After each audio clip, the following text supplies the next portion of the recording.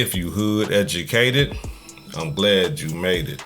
Allow me to unfold my knowledge, wisdom, and understanding from a hood brother's point of view to all of you, here, there, and everywhere. Now check me out. Man, Lil Durk done came out and said, listen, I hate rats with a passion, right? And the reason why he said that he hate rats with a passion is that a rat took his father away from him. He had to grow up in a single parent home with his mother because a rat told on his father and got his father life in the penitentiary.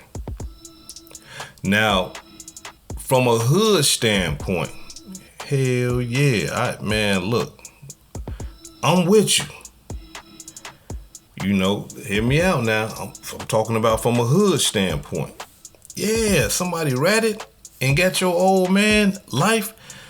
Yeah, that right there is enough to make you have a hateful passion towards rats, because you are looking at it as if it wasn't for the rat, you would have had your father all those years. So I understand that part right there. However, after, kicking it around in my head and coming from a faithful member of society standpoint, I would have to push back. I would have to push back a little bit on this, Lil Durk. I'm gonna have to push back, right? And the reason why I gotta push back is because of this right here. Although you feel the way that you feel and believe what you believe, you gotta look at stuff, both sides of the picture. You gotta look at the whole coin. You gotta broaden your horizons and understand that it wasn't the man that told on your father that got your father taken away from you. It wasn't him. It was your father. Now, I say that with all respect, no disrespect, but hear me out. It was your father that got himself taken away from you when you was a child. And let me explain to you why. Your father chose to be a part of one of the largest criminal organizations in the United States of America. Gangsta Disciple. Now, for all my GD partners, now I know y'all are organization and but we just got to keep it real, right? We understand the origin of the Gangsta Disciples. We understand the origin of the Vice Lords and stuff like that. But the Vice Lords and the GDs strayed off the path of righteousness. And we became criminal organizations. Understand, if we wasn't criminal organizations, you wouldn't have a lot of GDs and Vice Lords locked up right now. I'm just, I'm keeping it 100, right? So now, your father was a part of that. He made a decision. He made a choice to be a part of that. But not only that though, Lil Durk. Your father was a part of a drug distribution ring. Understand something, y'all. Hood educated residents and guests, understand something. I'm not talking about, somebody standing on the corner selling a few rocks here and, selling the 8-ball here and a couple of ounces there. No, we're talking about a distribution ring in the 90s. So we got to understand that we're not talking about that petty stuff. We talking about, hey, look, this is what we need to do. We're going to send 15 kilos over here and you know, over there for them for the GDs over here because it's booming over there. Then we're gonna send 2 kilos over here in this area because it's kind of slow. Then we're gonna send 10 up to Rockford, Illinois because you know they got a spot up there booming. Then we're gonna send 20 up there to Minnesota because they got sweet money up there. And then take 20 or take 15 more and send them to Detroit. Now I'm not saying that's what happened, but this is distribution. We can only assume and imagine. This is distribution. You know how they distribute records? Okay, back in the day when they used to, distribute, record. Look, they'll make them somewhere, then they'll send them all across the United States of America.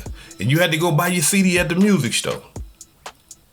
You see what I'm saying? This is a distribution, Y'all understand what distribution is. But this is a cocaine distribution operation that your father was a part of. These are choices that your father made. So you gotta hold your father accountable. I understand. I don't know if you meant it that way, but you gotta hold your father accountable too, because listen, if he wasn't a part of growth and development, and if he wasn't part of that distribution ring, he would have never went to prison. If he was a faithful member of society, you would have had your father the whole time. So you can't just put it on the man that told on your father. You can't do that. You see what I'm saying? You can't do that. You gotta you gotta hold your father accountable as well. So allow me to say this right here, brother, and I'm saying this with all respect. It ain't the victim's fault, bruh. It ain't the person who told on your father's fault. It is your father's fault. He is the reason that you ain't have no father growing up. Don't put that on nobody else. Now, I hear you say that anybody that told, you hate them. You can't stand them. If you told, I hate you. Now, a lot of the hood educated residents and faithful members of society can't understand this type of lingo. Like, how could you just hate somebody? Just because they did a good thing. They told on somebody who was committing a crime. How could you be mad at them? If anything, you should be happy. Hey, man, you seen them dudes robbing that store over there? You the guy that called the police on them? Good job, man, because we don't need that in the community, man. We trying to keep it right. This is faithful member of society talk. Yeah, man, you seen those guys still in that car? You the one that called the cops? Good job, man, because we can't have these thieves running around here stealing cars. They stole my car last week, man. Thank you for calling the cops on them. They got them. You see what I'm saying? This right here is faithful member of society talk. But when you get to talking about I hate rats and stuff like that, this is street mentality. This is gang bang mentality. This is that street code thing. And you gotta understand something, y'all. There are people in the world that live and die by that code. How do y'all think that Durk can even have this type of mindset? It came from his father. Check it out. You give us Larry, who will put you back on 26, and you'll work for us. I went in my pocket, pulled out the card to my lawyer, slid it on the table, and said, call my lawyer. And from then on, 26 years later, here I am. Free man, without telling, without compromising, without being someone I'm not. Rats, stool pigeons, people who tell things to get out.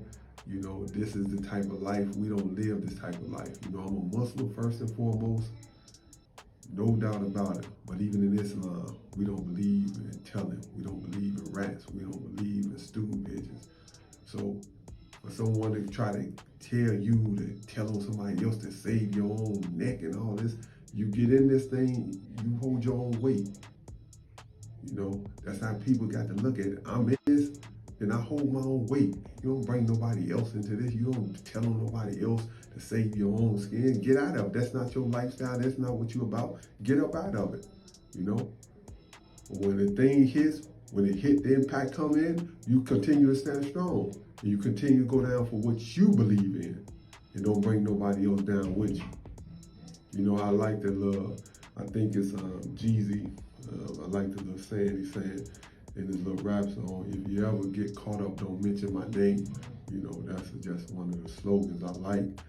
You know, and that's one thing people should take as an anthem. You get jammed up, don't mention my name. Don't mention nobody's name. Just do you, you know. Now, I want to give a shout out to the Shy podcast. I mean, if y'all want to see the whole thing, y'all got to go over there to the Shy podcast and check it out. That's not my video, that's their video. So y'all go check that demonstration out if y'all into that, right? Now, as you can see, the father, stand-up guy. Look, hey, I'm in this life. This how it go. I'm not doing no telling. That's just how it is. Now, from a hood standpoint, I commend them because, as you can see, they wanted Larry Hoover. Larry Hoover was already locked up, but they just wanted to put more on Larry Hoover. He could have easily looked at that and say, well, look, Chief already locked up for murder. They ain't gonna let him go. I might as well go on here and tell on him and get on out and be with my son and stuff like that. But no, he stood firm. This is street mentality. This is hood stuff, y'all. Some of y'all probably just like, wow. If they told me that, I would have told and been home with my children, my wife, taking care of business. Everybody don't think like that when you just knee deep in that game like that. Now, a lot of y'all, right? And I'm talking, listen, when I say this right here, I'm talking to you blogs. I'm talking to you gang bangers. I'm talking to you drug dealers. I'm talking to you guys that's in these streets. A lot of y'all, man, I ain't snitching on nothing. I'ma stay down to the code. I ain't gonna never do no snitching. It's, And you talk bad about people that do snitch, right? Talk bad about 6ix9ine and stuff like that in Gunna. And so I'm finna do something that is abnormal. I'm finna defend 6ix9ine and Gunna. Yeah, I'm finna defend them. I can hear it. I'm unsubscribed. I'm finna turn it off right now. Because, you live in that life and you really think that you about that, right? No rats. I can't stand them, right? But let me say this right here. Hear me out, right? A lot of you don't know what you do because you ain't never been tested. You ain't never been put in a situation to snitch on somebody. But you so quick to say what you wouldn't do. Have you ever been in the county jail and that sheriff walk up there and call your name? Hey, hood educator, what's going on? Here go your charge papers right here.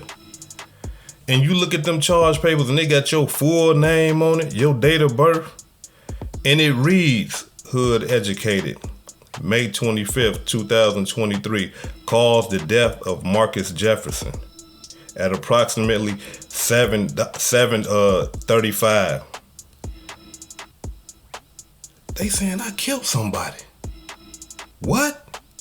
Not only that, you keep reading, it's talking about a witness observed hood educated walk up to the victim and shoot the victim multiple times and then run back eastward and jumped into a red car.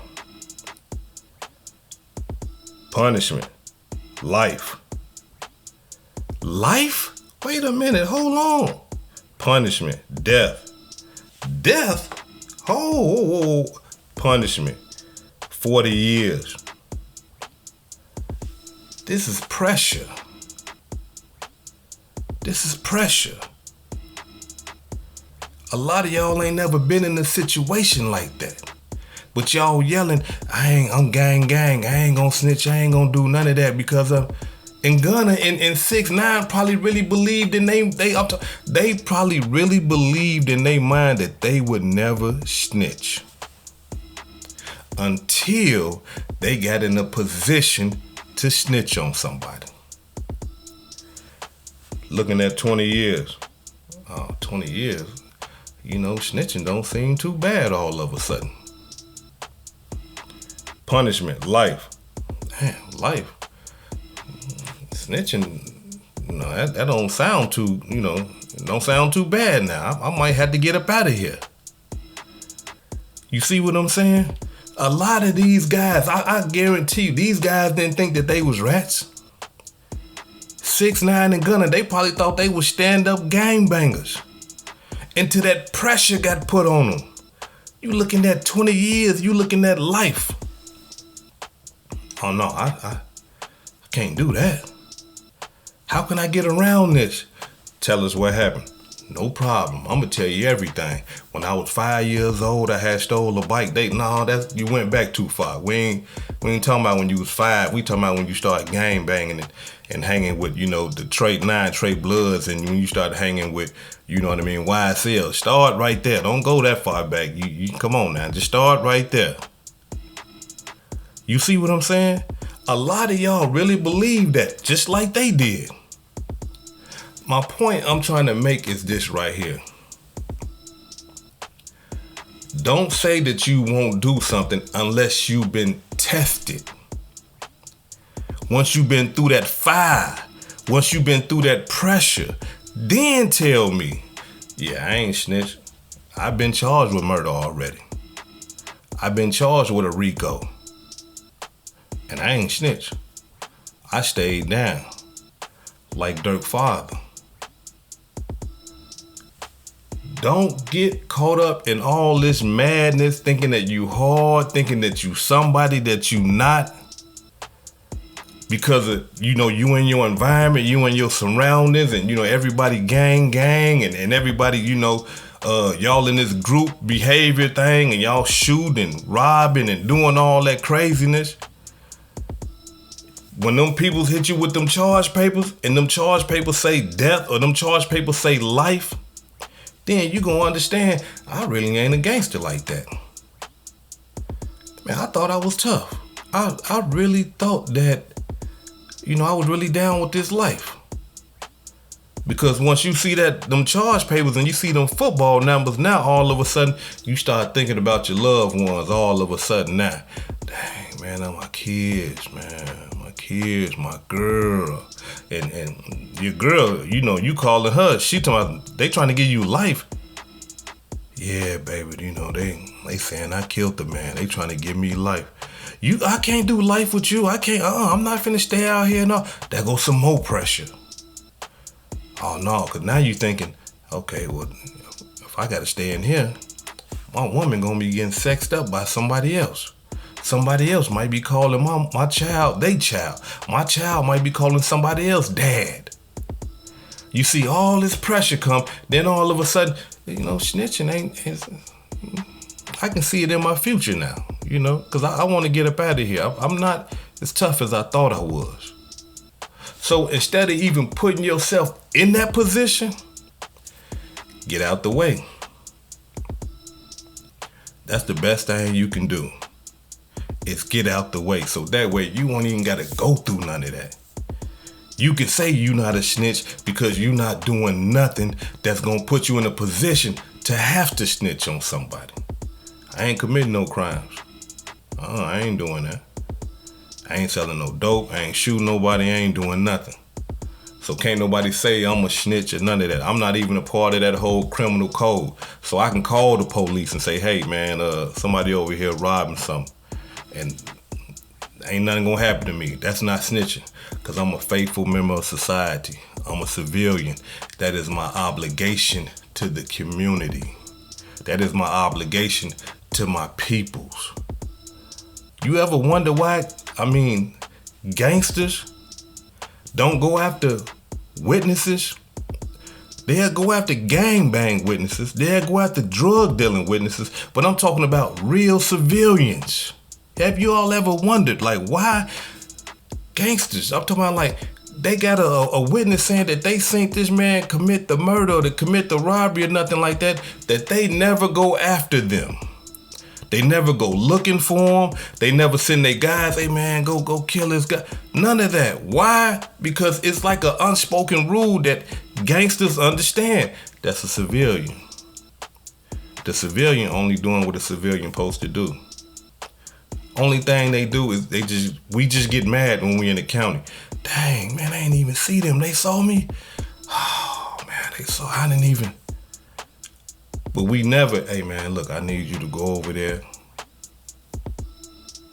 Because it's just like an unspoken rule. They civilians. They really off limits. This is Hood Educated, not Lame Related. Peace and love, and y'all take care of yourself out there. If I said anything that caused you to think, please hit the subscribe button if you're not subscribed to the channel already. And make a small donation if you're feeling generous. Peace and love.